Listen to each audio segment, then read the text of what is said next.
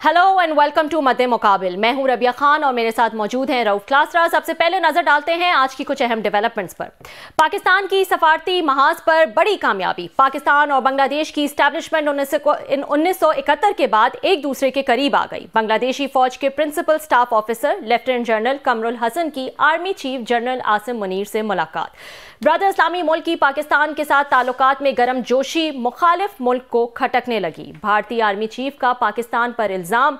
बांग्लादेश की पाकिस्तान से बढ़ती कुर्बतें, मुस्तकबिल में खित्ते के अंदर क्या तब्दीली आ सकती है, इस पर बात करेंगे। इसके अलावा तदबीरें उल्टी पड़ गई, पीटीआई लॉबिंग को धचका। ट्रंप की तकरीब हल्फ बर्दारी के लिए बिलावल भुट्टो को दावत मिल गई। बिलावल अमरीकी यात्रा के लिए तैयार, मुज़ाकरात सुस्त रवि का शिकार। पीटीआई का 8 फरवरी को यौम स्याह मनाने का भी ऐलान। और इस्लामाबाद का सेक्टर E11 रहने के काबिल ना रहा। रिहायशी दोहरे अजाब से दो चार। शीशा cafe, Masad centres, drug mafia के हवाले से सेनेटर पलवशा खान ने बड़े राज खोल दिए। सेनेट दाखिला कमेटी की एक्सक्लूसिव तफसीलात भी आपके साथ शेयर करेंगे। लेकिन सबसे पहले बात कर लेते हैं बांग्लादेश आर्मी के principal staff officer lieutenant general Kamrul Hasan की मुलाकात हुई पाकिस्तान के chief of army staff general Asim Munir से। इस पर बात करते हैं। हमारे साथ इस वक्त मौजूद हैं ex senator lieutenant general retired Abdul Qayyum साहब। अस्सलाम वालेकुम जनरल साहब। जी वालेकुम अस्सलाम। Thank you so much for joining. आपका व्यू जानना चाहेंगे, ये जो बांग्लादेश आर्मी के प्रिंसिपल स्टाफ ऑफिसर की मुलाकात हुई है, सेकंड इन कमांड है ये, इनकी मुलाकात हुई आर्मी चीफ से। 15 साल से जो ताल्लुकात एक स्टैंड स्टिल पे थे वो लग रहा है कि बहाल हो रहे हैं। कैसा देख रहे हैं आप इस मुलाकात को? देखें, जब हम हिस्टोरिक व्यू लेते हैं बांग्लादेश और पाकिस्तान के रिलेशनशिप का, तो आपको याद होगा कि 1906 के अंदर ये मुस्लिम लीग जो पाकिस्तान की तख्लीक का मुजब बनी, उसकी जो बुनियादी पहली ईंट है वो ढाका में रखी गई थी। और इसके अलावा जो बांग्लादेश के हमारे भाई हैं वो कायद-ए-आज़म को अपना फाउंडिंग फादर मानते हैं। और हमारे जो स्ट्रॉन्ग रिलेशनशिप है बांग्लादेश के साथ, वो तो एक 24 साल हम इकट्ठे रहे, ये एक स्ट्रेंथ है। नंबर 2, वो हम आर्म फोर्सेस में कॉमरेड्स इन यूनिफॉर्म थे। नंबर 3 ये है कि सार्क के फाउंडर मेंबर हैं दोनों। फिर ये OIC के दोनों फाउंडर मेंबर हैं। फिर आप ये देखें कि कॉमनवेल्थ की नेशंस के अंदर भी हम इकट्ठे हैं। तो मेरे ख्याल में ये एक रिलेशनशिप है। और अनफॉर्चुनेटली उस वक्त ये अगरतला की साजिश हुई और उस वक्त के जो शौकत अली एक कैप्टन थे पाकिस्तान फौज के अंदर, और वो लेटर ऑन उनको यहाँ से निकाल दिया गया था। 58 में कमीशन लिया ऑर्डिनेंस में और 68 में निकाला गया, और वो 69 में वो चले गए ईस्ट पाकिस्तान। और वहां कुमिल्ला में उनकी पोस्टिंग पहले जब हुई तो वहां से उन्होंने ये अगरतला के चक्कर में फंसे, और बाद में फिर वो फ्रीडम फाइटर बने और एंड के ऊपर बांग्लादेश की आर्मी में गए, वहां कर्नल बनाया गया, और वो फिर डिप्टी स्पीकर थे नेशनल असेंबली में। वहां पॉइंट ऑफ ऑर्डर पे उन्होंने इस चीज का इकरार जुर्म किया कि हम सारे कॉन्स्पिरेसी जो अगरतला की थी उसके अंदर बिल्कुल हम शामिल थे और हम म्यूटनी करना चाहते थे। तो इसलिए ये बड़ी डेवलपमेंट है कि अभी बांग्लादेश की आर्म फोर्सेस, जो कि यहाँ मैं एक और बात ये बताऊं कि दुनिया अभी जो रीसेंट सर्वे आया है, ये जो पावर इंडेक्स वर्ल्ड का, उसके अंदर बांग्लादेश की फौज 145 फौजों में 35th नंबर पे प्रोफेशनल आर्मी है, विच इज वेरी गुड। और अल्लाह के करम से पाकिस्तान आर्मी उस रेशो में 7th या 8th है। तो बांग्लादेश की आर्मी की भी अपनी एक पोटेंसी है। उनके तकरीबन ओवर 200,000 सोल्जर्स हैं। इसके अलावा कुछ 2000 उनके पास टैंक्स हैं, कुछ 4000 गन्ने हैं। तो पाकिस्तान आर्मी के साथ उनका ये रिलेशनशिप हमारे लिए बाइस फख्र है, और यही इंडिया को मिर्चें लगी हैं। और उनके चीफ ऑफ आर्मी स्टाफ ने नहायत बेशर्मी के साथ एक ऐसा बयान दिया है कि जो वो कहते हैं उल्टा चोर को कोतवाल को डांटे। तो ये बताएगा, आपने सही पॉइंट आउट किया कि इंडिया की तरफ से जो एक बेबुनियाद जो है वो स्टेटमेंट आया है, लेकिन हम इस चीज़ से तो डिनाई नहीं कर सकते कि इंडिया का जो असर रसूख जो है वो इस खत्ते में क्या है, या फिर वर्ल्ड वाइड जो है वो किस तरह बढ़ता जा रहा है। आपके ख्याल में अगर बांग्लादेश के ताल्लुकात वो बेहतरी चाहते हैं पाकिस्तान से, तो वो इंडिया की तरफ से जो प्रेशर है उसको भी बर्दाश्त कर पाएंगे और इसमें जो है वो एक बैलेंस क्रिएट कर पाएंगे? या देखिए, इंडिया का प्रेशर तो सिर्फ बांग्लादेश पे नहीं, साउथ एशिया में सार्क के सारे ममालिक के ऊपर है। उन्होंने कुछ को भूटानाइज किया हुआ है, नेपाल, मालदीव, श्रीलंका के अंदर अब उनकी टोटल इन्वॉल्वमेंट थी, और पाकिस्तान के अंदर भी उन्होंने इकरारे जुर्म किया है। उनके डिफेंस मिनिस्टर ने कहा है 20 बंदे हमने कत्ल किए पाकिस्तान के अंदर, सिखों के लीडर एंड ऑल। और अभी आप ये भूल जाएं, ये इसको भी छोड़ दे कि हम क्या कह रहे हैं। वाशिंगटन पोस्ट की रीसेंट खबर है, और उन्होंने कहा कि India is on a killing spree in Pakistan, और ये अफगानिस्तान की सरजमीन को इस्तेमाल कर रहे हैं, तो वो प्रेशर बिल्ड करेंगे पाकिस्तान के ऊपर भी, बांग्लादेश के ऊपर भी। लेकिन at the same time we have to survive, और अल्लाह के करम से अगर पाकिस्तान वो प्रेशर बर्दाश्त कर रहा है, तो पाकिस्तान बांग्लादेश की एक फ्रेंडशिप विद आपकी एससीओ के अंदर हमारा एक मकाम, और रीजनल सिक्योरिटी के लिए चाइना और रशिया के साथ ताल्लुकात की बेहतरी, आई एम श्योर कि उस प्रेशर को रिड्यूस करेगी। ठीक जी, बहुत शुक्रिया जनरल साहब, आपने हमें ज्वाइन किया। और जो इस वक्त रीसेंट डेवलपमेंट्स हुई हैं पाकिस्तान के नुक्ते नज़र से बड़ी अहम है और बड़ी वेलकम है कि बांग्लादेश आर्मी के इंतहाई सीनियर अफसरान या उनकी टीम जो है वो पाकिस्तान हुई है। ये इस तनाजुर में भी ज़्यादा अहम हो जाती है कि पिछले 15 साल से जब से हसीना वाजिद साहिबा की हुकूमत थी, तो कोई मतलब है ये डिप्लोमेटिक रिलेशनशिप भी नहीं ना होने के बराबर थे। हमने ये देखे कि हमारे यहाँ जो एक उनके साथ एक लव एंड हेट रिलेशनशिप रहा है अपने बंगाली भाइयों के साथ, कि एक ऐसी हुकूमत आ जाती है, माजी में भी आई थी, इसकी अवामी लीग आ जाए तो पाकिस्तान के तल्लुकात ख़राब हो जाते हैं, आना जाना ही तकरीबन बंद।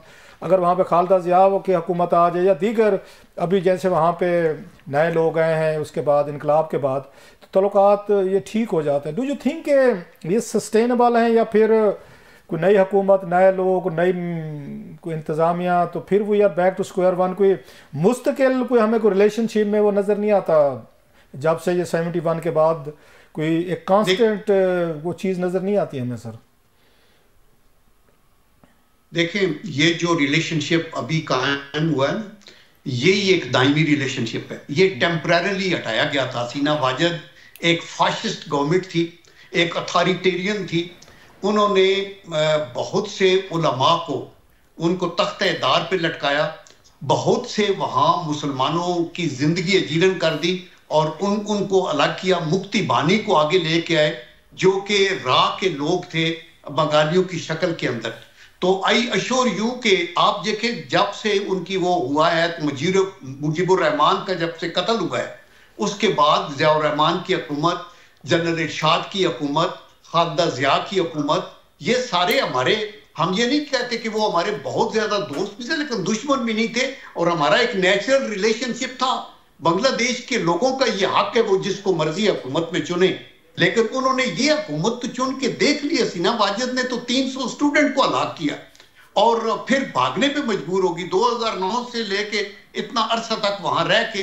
तो जब आप इस तरह के कहें कि उनको स्पेशल देंगे जिन्होंने लिबरेशन वार लगी है, तो मेरे ख्याल में इंशाल्लाह we will see better relations Bangladesh और पाकिस्तान। एक जो बड़ा एक थोड़ा सा सवाल उठता है, और उस वक्त भी उठा था जब हसीना वाजिद साहिबा जो हैं वो ये सारे ट्रायल कर रही थी in the name of war again जो वार क्राइम्स के नाम पे 71 के, और बहुत सारे जमात इस्लामी के जो पुराने लीडरान थे या खालिदा ज़िया साहिबा की पार्टी के लोग थे, जब ट्रायल हो रहा था वहाँ पे विच हंटिंग हो रही थी, सब कुछ, तो हुकूमत पाकिस्तान उस वक्त खामोश थी। हालांकि मुआहदे हुए थे उनके साथ, इंडिया भी उसमें शामिल था, शिमला एग्रीमेंट हुआ, फिर बांग्लादेश को हमने तस्लीम किया, तो कुछ चीज़ें वहाँ पे उस वक्त तय की गई थी कि वार क्राइम्स या इस तरह की चीज़ें जो हैं उनको दोबारा नहीं खोला जाएगा, ट्रिब्यूनल भी नहीं बनेंगे। तो उस वक्त आपकी हुकूमत थी सर, 2013 से 2018 तक नवाज शरीफ साहब की हुकूमत थी, और इसी ही अतवार में फांसियाँ दी गई, इसी ही अतवार में वहाँ पे लोगों की प्रोसिक्यूशन की गई थी। तो आपकी हुकूमत चुप रही, कोई इंटरनेशनल लेवल पे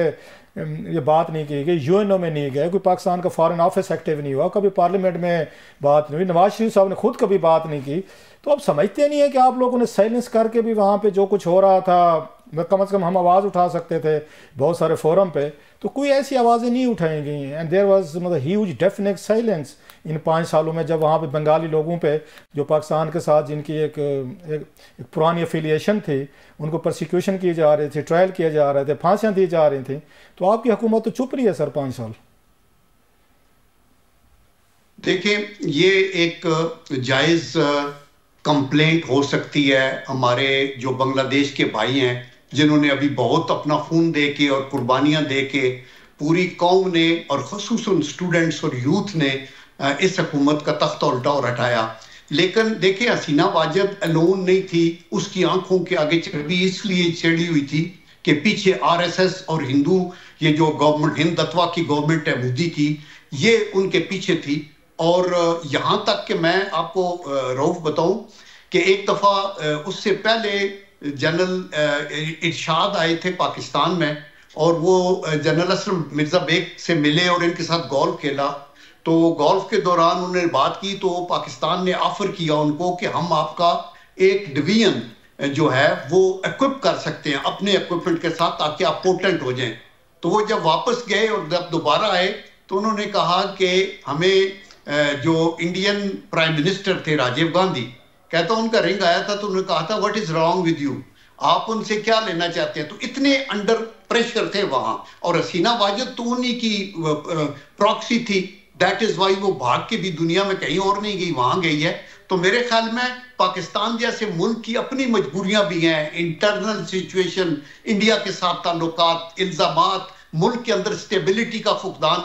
तो मेरे ख्याल में उस लिहाज से आप अपने तौर पे प्रोटेस्ट तो कर सकते हैं, लेकिन और आगे कुछ नहीं कर सकते थे। यही हालत हुई। देखे, वो खैर हमने प्रोटेस्ट भी नहीं किया था सर, मेरा यही इंडिया था में बैनुल-अक़वामी कवानीन। जनरल साहब, मेरा यही था कि 5 साल की जो हुकूमत थी नवाज शरीफ साहब की, वजीर आज़म जब थे, और जब जो सारी चीज़ें हो रही थी, हसीना वाजिद साहबा के दौर में फांसियाँ लग रही थी, तो प्रोटेस्ट भी नहीं किया गया। हम ये तो नहीं कह रहे थे खुदा ना खासा कि पाकिस्तान ने फिजिकली तौर पर जाके कोई इंटरवेंशन करनी थी, लेकिन प्रोटेस्ट भी नहीं किया गया। यूएन तक कोई बात नहीं की गई, कोई फॉरेन ऑफिस की तरफ से, कोई कौमी असम्बली में करारदाद, कोई थोड़ी सी कोई तकरीरें, कोई नवाज शरीफ साहब का बयान, कोई OIC का फोरम था जहाँ पर बांग्लादेश भी बैठा हुआ है, बहुत सारे मुस्लिम ममालिक थे जिनका क्लाउड यूज़ किया जा, मतलब कहीं पे प्रोटेस्ट भी नहीं हुआ, कहीं पे प्रेस रिलीज भी नहीं हुआ, कहीं पे थोड़ी सी बातचीत भी नहीं, मतलब नजर नहीं। दैट्स द रीज़न कि मेरा ख्याल है कि हमें इसको मानना चाहिए कि उस दौर में हमारी एक वो रही है, डेफिनेट साइलेंस रही है, जो कि बात करनी चाहिए थी कि बहुत सारे मुआहदे हो गए थे 70s में शेख मुजीबुर रहमान साहब करके गए। इसके बाद तो पाकिस्तान ने बांग्लादेश को तस्लीम किया था, जो OIC का लाहौर में इजलास बुलाकर उसमें लीडरान आए थे, तो इसलिए तो किया गया था कि जनाब के पाकिस्तान और इनके मामला no they stand settle, no trial and no मतलब वार क्राइम, नथिंग एल्स। या देखिए, आप प्रॉफ ये ठीक कहते हैं कि आप अपने तौर पे प्रोटेस्ट तो कर सकते हैं। OIC तो एक डेड हॉर्स है। आपको पता है कि वहां तो इन इतने क्रूशल इश्यूज लाइक पैलेस्टाइन और कश्मीर और रोहिंग्यन मुस्लिम्स का वहां तक भी हम मुअस्सर नहीं रहे। तो यहाँ बट आई एम श्योर के जो लोग उस वक्त फॉरेन ऑफिस में थे या फॉरेन सेक्रेटरी थे या foreign minister, they can answer. I am sure के पस चिलमन अपनी एक एफर्ट की गई होगी, बिकॉज पाकिस्तान के अंदर एक बहुत बड़ा अनरेस्ट था जब ये उलमा को जो है वो हैंग किया गया।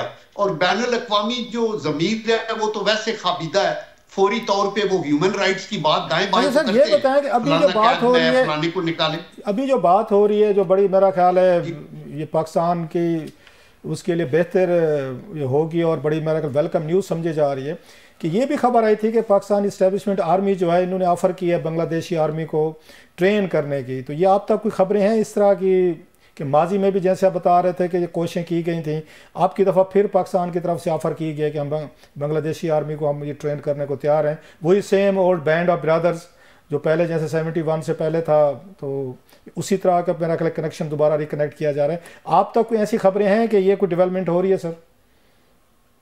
देखिए, मेरे पास खबर तो नहीं है चूंकि मैं हुकूमत में नहीं हूं, लेकिन आई कैन अश्योर यू कि पाकिस्तान और बांग्लादेश की आर्म फोर्सेस के लेवल के ऊपर ऑलवेज गुड अंडरस्टैंडिंग रही है।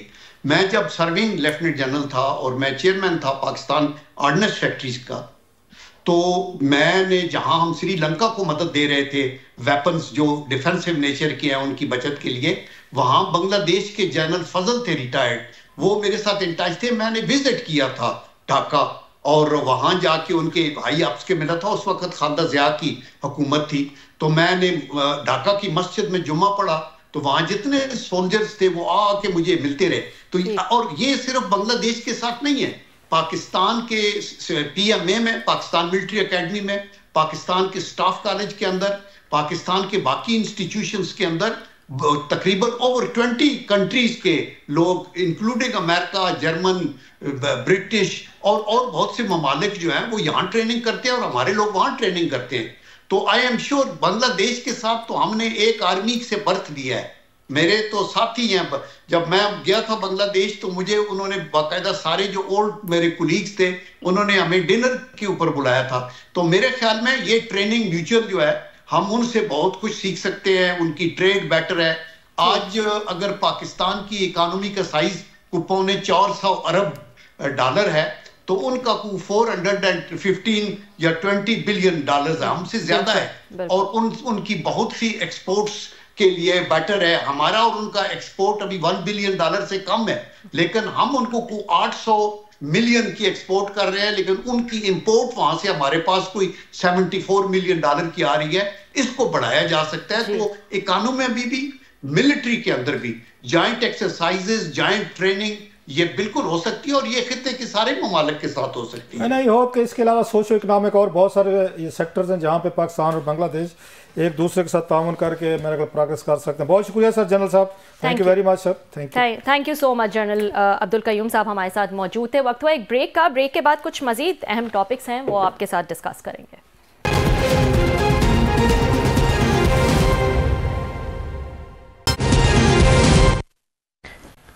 वेलकम बैक नाजरीन।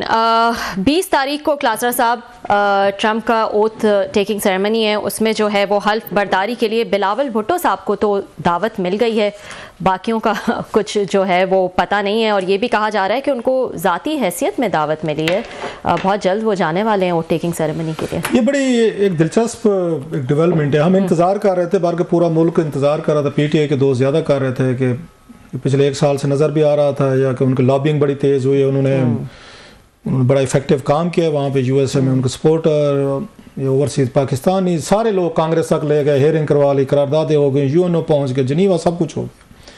तो उसके बाद वो रिचर्ड साहब के वो ट्वीट्स भी आ गए, वो भी चंगा भला शुक्र लगा रहा पूरा। जो मैंने कहा था हमाकत थी हमारे वजीरों की कि एक ऐसे बंदे के साथ एंगेज हो गया, उस पर न जवाबात देने जिसने अभी ओथ भी नहीं लिया। और हमारे बड़े बड़े मतलब यहाँ पे आपको याद डिफेंस मिनिस्टर साहब, राना सनाउल्लाह साहब, अताउल्लाह तारड़ साहब, ये भी फारग बैठे होते लग गए उसको जवाब देने। भाई एक अभी उसने आना है, कल को देखिएगा, चुप करके आप इग्नोर कर, उन्होंने कहा नहीं हम ज़रा इनका ज़रा मक्कू ठप दें। खैर वो चुप हो गई, खामोशी हो गई। अब वो खामोशी कैसे हुई उसके पीछे भी कोई कहानी है कि जनाब के ट्रंप साहब को शायद अप्रोच किया गया वाया बठिंडा, तो उन्होंने भी रिचर्ड साहब को कह दिया कि भाईजान कुछ दिन ज़रा सब्र करें, कल को देखेंगे। तो तवक्को ये थी कि अपनी ओथ टेकिंग में वो इमरान खान साहब को इनविटेशन देंगे, जो यहाँ पे मतलब एक पॉपुलर सेइंग थी। अब ये बड़ा मुश्किल था कि एक बंदा जेल में है, उसको कैसे आप उनको बुलाएंगे। हाँ ये हो सकता था अगर आपकी बहुत ज़्यादा दोस्ती है, बहुत ज़्यादा तल्लुक़ है, आप उनको इनवाइट कर सकते हैं just to make it an issue and send a loud मतलब मैसेज टू पाकिस्तान एस्टेब्लिशमेंट और पॉलिटिशियन या अवाम कि हमारे लिए इमरान खान साहब इतने बड़े अहम है कि जेल में बैठे हुए हैं, तो उनको भी दावतनामा जो ट्रंप साहब भेज रहे हैं। अब ट्रंप साहब इतनी दूर तक जा सकते थे, नहीं जा सकते थे, वो तो हमें नज़र आ रहा है वो करेंगे या ना करेंगे। और खान साहब को कैसे कल को आप उनको निकाल के जेल से उनको अमेरिका किसी जहाज पे बिठा सकते थे, जी आप जाएं, क्योंकि ट्रंप साहब ने बुलाया। ये उम्मीदें तो दिलाई जा रही थी ना ये PTI के सपोर्टर की तरफ से। बेचारे हर दफ़ा कोई ना कोई उनको उम्मीद दिला दी जाती है, ट्रक की बत्ती के पीछे लगा दिया जाता है, और वो बेचारे भी मेरी तरह चल पड़ते हैं कि कहीं ना कहीं तो ट्रक जाके रुकेगा। तो अब तक तो वही हमें नजर आ रहा है कि ट्रक उनको छोड़ के कहीं ब्रेकें लगा के कोई साइड की गली से मुड़ जाता है। ये चले इमरान खान साहब पे तो हम बात करते हैं कि उनको आई या नहीं है। असल एक और मसला है, इसहाक डार साहब को क्यों नहीं आई? फॉरेन मिनिस्टर तो वो हैं, चलो इमरान खान साहब तो जेल में है, उनको तो वैसे ही उनके वो तो हर उसमें शामिल हो जाते हैं ना, शामिल बाजा हो जाती है उनकी पार्टी, वो तो चलो एक उनको तो सूट करता है पॉइंट स्कोरिंग करना। इसहाक डार साहब तो इस मुल्क के वजीर ख़जाना भी रहे हैं, डिप्टी प्राइम मिनिस्टर भी हैं और वजीर खारजा भी हैं, उनको क्यों नहीं बुलाया गया? नंबर 1। अच्छा, फिर शहबाज शरीफ साहब जो मुल्क के वज़ीर आज़म हैं जनाब, उनको भी इनविटेशन आनी चाहिए थी अगर पाकिस्तान इनके ट्रंप साहब के लिए इतना इंपॉर्टेंट था। वह उन्होंने बिलावल भुट्टो, अब उनकी एक ही प्रोफाइल है अगर देखी जाए, वो है कि he happens to be the ex foreign minister of Pakistan. तो सर्विंग पे उन्होंने एक्स को उन्होंने वो दिया है, उनको तरजीह दी है बिलावल को कि आप हैं। अब इसके 2-4 चीज़ें हो सकती हैं। एक तो यह पाकिस्तान इस्टेब्लिशमेंट भी सोचने में मजबूर हो सकती है कि भाई साहब हमारे ये वज़ीर ये वज़ीर आज़म जो शहबाज शरीफ साहब और हमारे जो यहाँ पे इसाक डार साहब हैं, उनसे ज़्यादा पावरफुल तो एक हमारा एक्स फॉरेन मिनिस्टर है। और पाकिस्तान एस्टेब्लिशमेंट को यकीनी तौर पर इस वक्त ट्रंप एडमिनिस्ट्रेशन में एक ऐसा बंदा चाहिए जो वहाँ पे पॉपुलर हो, जिसकी सुनी जाती हो, क्योंकि इमरान खान साहब को आपको काउंटर कौन कर सकता है वहाँ पे इन्फ्लुएंस। तो बिलावल को अगर बुला रहे हैं और वो भी ज़ाती हैसियत में बुला रहे हैं तो it makes a big story. It means के नेक्स्ट वो जो उनका सियासी घोड़ा हो सकता है या एस्टेब्लिशमेंट के करीब, वो तो बिलावल भुट्टो हो सकता है, अगर अमेरिका में उनको इतनी उनको रिसेप्शन दी जा रही दैट।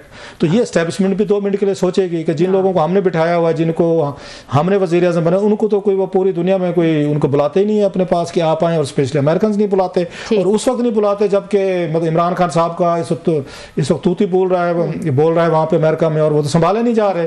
उसी बात डेंट डाल दिया बिलावल भुट्टो साहब ने। सो एस्टेब्लिशमेंट भी सोचने में मजबूर हो सकती है कि हमारे लिए कौन सा ऑप्शन बेहतर हो सकता है। और पिछले दिनों जो बातचीत हो रही थी वो बड़े एक्टिव हुए थे पीपल्स पार्टी वाले, बिलावल भुट्टो को वज़ीर आज़म बना, बहुत एक्टिव थे। तो उस पर भी एस्टेब्लिशमेंट तो सोच सकती है 2-4 मिनट के लिए कि यार नॉट अ बैड चॉइस, कि अगर उनको ट्रंप ने अगर अच्छे तरीके से उठ के मिल लिया और 2-4 उसने की जो उसका स्टाइल है, terrific guy, he is a wonderful, जो वो बातें करता है इस तरह 2-4 उसने बिलावल को कहा गुड्डी चढ़ जाएगी बिलावल की। एक चीज, अब उसने बिलावल को क्यों बुलाया है? आपको क्वेश्चन ये होना चाहिए क्यों कि व्हाई इन प्राइवेट कैपेसिटी।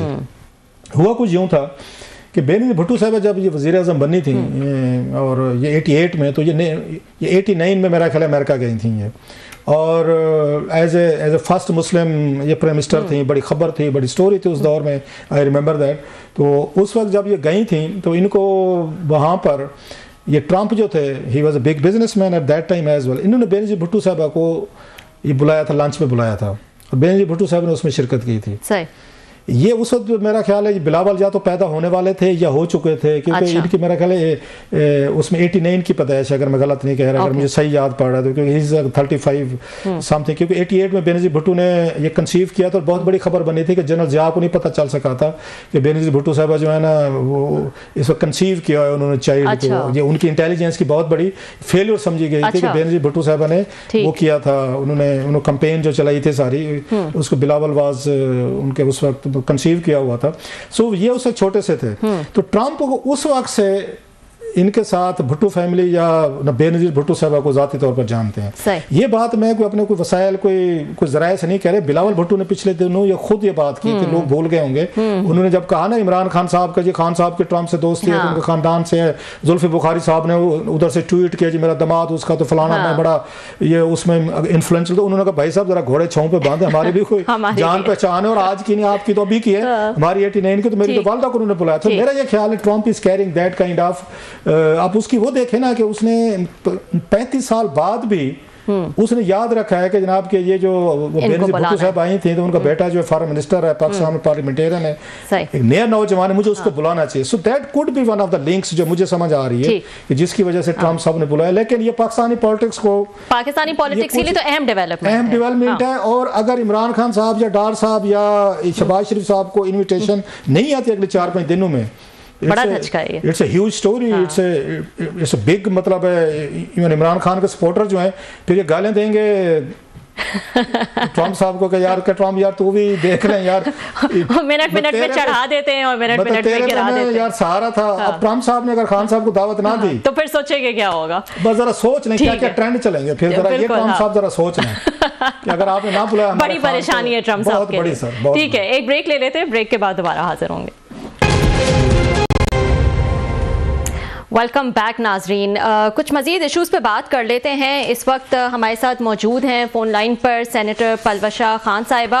उनसे बात करते हैं, कुछ E11 के हवाले से उन्होंने इशूज़ उठाए थे और सेनेट दाखिला कमेटी में तफसीली इस मौजू पर बात हुई थी। अस्सलाम वालेकुम पलवशा साहिबा, and thank you so much for joining. जी पलवशा साहिबा, इससे पहले कि हम E11 की जो सूरत हाल है जिसको आपने पॉइंट आउट किया उसकी तफसीलात में हम जाएं, आपसे जानना चाहेंगे कि सुनने में आया है कि बिलावल भुट्टो साहब को जो है वो इनविटेशन आया है ट्रंप की ओट टेकिंग सेरेमनी का, आपसे कंफर्म करना चाहेंगे ये खबर? देखिए, अभी तो मेरे पास इशू नहीं है, इस पर कोई पार्टी के लिए अपना रिएक्शन नहीं दिया है। जिनने ये खबर कहाँ से कर दी है, लेकिन हो सकता है उनको आया हो, इसमें कोई अचंभे की बात है। अगर आया हुआ तो वो सेंड करेंगे, लेकिन अभी तक मैं आपको इन्फॉर्मेशन नहीं दी सकती। ठीक ठीक परवेशा साहिबा, बस यही आपसे जो है वो कंफर्म करना चाह रहे थे कि उनको इनविटेशन आया है कि नहीं। कुछ ऐसी खबरें थी कि शायद जाती हैसियत में उनको इनवाइट किया गया है।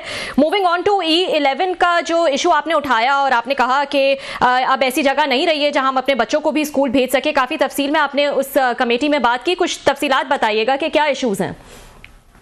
देखिए जी, एक बड़ा सेक्टर है इस्लामाबाद का और इस सेक्टर में तकरीबन 60,000 के करीब आबादी एक लगभग अंदाजे के मुताबिक रहती है और यहाँ से बड़े मसाइल हैं।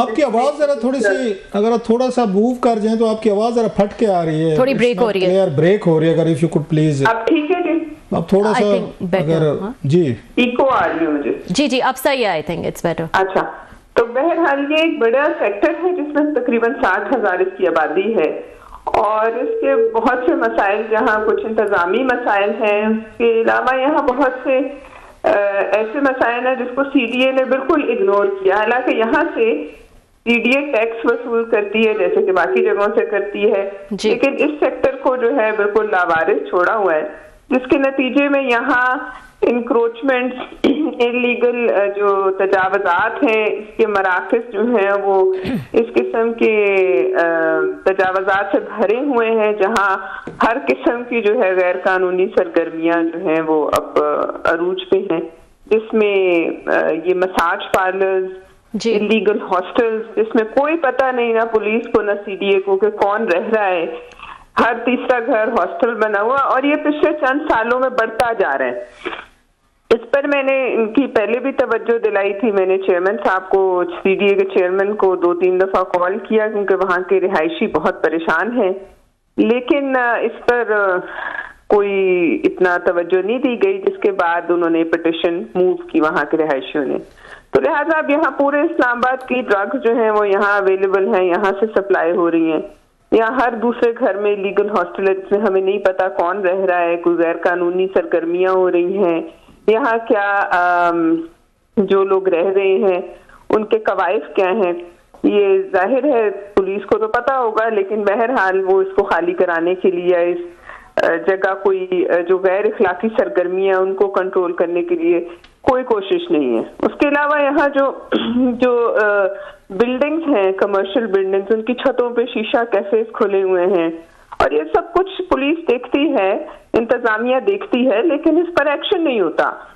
तो लिहाजा ये एक बहुत बड़ा मसला है। यहाँ शरीफ लोग रहते हैं, लोग एक इज्जतदार तरीके से मतलब अपनी जिंदगी गुजारना चाहते हैं। जैसे ही यहाँ लोग सड़क पर निकलते हैं वहाँ एक बिल्कुल ही अलग माहौल होता है। फिर यहाँ इस हद तक इसमें हल्लाशेरी है इनको कि यहाँ कि अपने महकमे से चंद लोगों ने दरवाजे खोले हुए, पीछे मार्केट बनाई हुई है CDA से, तो वो भी अपने लोगों को भी जो है वो कंट्रोल नहीं कर पा रही। तो मैंने ये तवज्जो पहले भी दिलाने की कोशिश की लेकिन नहीं सुना, तो फिर ये पिटिशन आई। तो आप लोगों की मेहरबानी से अब ये उम्मीद है कि इस पर कोई एक्शन लिया जाएगा। जी ठीक जी परवेशा साहब बहुत शुक्रिया। कल मीटिंग में मैं भी था और मैंने सुनी आपकी भी गुफ्तगू और बाकी मेम्बरान की भी, आपने बड़ा सीरियस इश्यूज उठाए वहाँ पे। लेकिन एक और चीज़ भी हम देखते हैं, आप इसको अप्रिशिएट करेंगे, I hope, no offences to anyone, ये काबिल एहतराम सेनेटर्स हैं। इससे पिछले हफ्ते हमने देखी यहाँ पे कौमी असम्बली की भी दाखिला कमेटी का इजलास था, वहाँ पे MNA से बहुत सारे कल सेनेटर्स भी थे। तो जब CDA कुछ करना चाहता है, कुछ एक्शन लेना चाहता है, तो ये मेरी रीडिंग है, मे बी रॉन्ग, जो मैंने फील किया है, तो सेनेटर्स हैं या MNA में सबकी नहीं बात कर रहा, कुछ जो हैं वो ऐसे ही उन पर दबाव डालते हैं जिससे शहर का अमन भी ख़राब हो रहा है, जिससे शहर की तजावुज़ात भी आपकी बढ़ रही हैं, यहाँ पे ट्रैफिक इश्यूज भी बढ़ रहे हैं, आपकी हाउसिंग सोसाइटीज़ के इलीगल इश्यूज, वो सारे कोई ना कोई लॉबिंग करके तमाम लोग वो पहुँच जाते हैं और फिर उसके बाद वो दबाव डाले जाते हैं, उन पे मिनिस्ट्री पे भी डाले जाते हैं, चेयरमैन CDA पे भी डाले जाते हैं कि इनके खिलाफ कोई कार्रवाई नहीं करें। जैसे कल आप देख लें आपकी मीटिंग में आपने सुना होगा वो सारे कह रहे खोखों को कुछ ना कहें, तो जिस पर चेयरमैन CDA ने कहा भाई साहब ये कैपिटल है, यहाँ पे रेडियाँ और ये खोखे तो हमने बनाने, तो मतलब मोस्टली सेनेटर्स का ये था कि खोखे खोलने दें, सैकड़ों की तादाद में रेहड़ियाँ लगने दें। तो जब सेनेटर्स ये चाहते हैं तो फिर आप उसके बाद आप कहते तजावुज़ात बढ़ गई हैं, ट्रैफिक बढ़ गई है, कंजेशन है, स्ट्रीट क्राइम है यहाँ पे, तो ये चीज़ें तो होंगी कि आपके यहाँ तो ये इस तरह की चीज़ों का दबाव डाला जाता है कि लोगों को खोखे खोलने दें, उनको रेहड़ियाँ चलाने दें, या इस तरह की चीज़ें। How do you see that? देखिए, दबाव तो एक मुस्तकिल फीचर है। यहाँ कोई अच्छा काम आप करने लगे उस पर दबाव जो है, या कोई कानून के मुताबिक काम करने लगे तो दबाव आता है। आपने इससे पहले, आपको याद होगा, हेल्थ कमेटी की एक मीटिंग को आपने विटनेस किया था और कवर भी किया था, जिसमें वो पिम्स के मसाइल आए थे, तो उस पर आपने दबाव का अमली मुजाहरा देखा था कि किस तरीके से सेनेटर्स, कुछ हमारे चंद मुअज़्ज़ज़ सेनेटर्स जो थे वो एक तरफ हो गए थे, हालांकि और वो जो हमारे पिटिशनर्स थे उनको बात करने की इजाजत नहीं दी गई। लिहाजा ये तो होता है, लेकिन अब बहरहाल अगर मैं इस बात से भी थोड़ी सीडीए से इत्तफाक नहीं करती कि सिर्फ खोखे और रेड़ियां हटा देने से ही इधर खूबसूरती और कैपिटल का जो है हुसन जो है वो बहाल होगा। जिस अंदाज से ये दरख्तों का कत्लेआम कर रहे हैं और बड़े बड़े दरख्त ये जो है मिनटों में काट के फेंक देते हैं, कई कई साल पुराने, दहाइयों पुराने दरख्त इन्होंने वहां जो कत्लेआम किया है। आज क्या तारीख हो गई है जनवरी की, हमें पानी, बारिश की एक बूंद नसीब नहीं हुई है। तो इस्लामाबाद का तो हुसन उसके दरख्त थे, इस्लामाबाद का हुसन उसके पहाड़ थे, इस्लामाबाद का हुसन उसकी अनटच्ड जो है ब्यूटी था, वर्जिन ब्यूटी था। वो क्या उसको सीडीए ने जो ईरान एवेन्यू बनाया, जिसपे आपने सुना बात हो रही थी, आप इस ईरान एवेन्यू पर आए और जरा सफर करें, जगह जगह से बैठ के। आज ये चंद माह भी नहीं हुए ईरान एवेन्यू को बन के, और ये कई अरब रुपए की लागत से बना है। क्या वजह है कि सड़क पे जगह जगह से बैठ गई है, जगह जगह इसमें डिप्स आ गई हैं? मुझे बताइए, इस पर भी कोई पूछ कुछ होनी चाहिए। आपने पूरे पहाड़ काटे, कई हजार दरख्त काटे, उसके बाद आपने क्या सड़क बनाई जो चंद माह न गुजार सकी? इतने बड़ी डिप्स आ गए, कई कई फुट गहरे डिप्स आ गए उस ईरान में। आपकी बात ठीक है, कल उस पर बात भी हो रही है, उसके डिज़ाइन पे भी बहुत सारे इख्लाफात हुए, लेकिन सवाल तो ये उठता है कि छोटा सा शहर है ये इस्लामाबाद जो है, इतनी ज़्यादा तादाद में आबादी बढ़ी है पिछले कुछ अरसे में, आपने देखी हो। फिर इलीगल ये बस्तियाँ भी बनेंगी, इस्लाम भी बनेंगे, फिर जैसे आप बता रही हैं कि स्ट्रीट क्राइम भी होंगे, इलीगल एक्टिविटीज़ भी होंगी, तो मतलब आबादी को रोकने का तो कोई कलासरा साहब जानबूझ के आंखें बंद करने वाली बात भी है। अगर कहीं चाहें तो वो नहीं, लेकिन इस सेक्टर से जो है ना, इन सेक्टर से चंद सेक्टर्स ऐसे हैं जहां से एक बड़ा तादाद में कई जगहों पे भत्ता जाता है। मैं समझती हूँ कि इस वजह से आंखें जो है वो बंद कर ली जाती हैं। और जब ये पिटीशन लगी उससे पहले, उससे एक रात पहले पुलिस काफी एक्टिव हुई कि जी क्या मसाइल हैं, क्या शिकायतें हैं। जो मुतलका थाना है उसको हर सूरत पता होता है कि इस इलाके में क्या हो रहा है। अफगान बस्ती का भी बताया था जब आपने बात की थी कि ड्रग सप्लाई हो रही है E11 से, और तमाम वो कहते हैं 7 डेडली सिंस जो आपने गिनवाए थे कल कमेटी मीटिंग में, तो उसमें यह भी था कि साथ में अफगान बस्तियां हैं, वहाँ से चीज़ें हो रही हैं, बहुत सारे इलीगल लोग आए हुए हैं, इस तरह के क्रिमिनल एलिमेंट्स हैं, और पूरा एक डेन बन चुका है इसका। बिल्कुल, आप खुद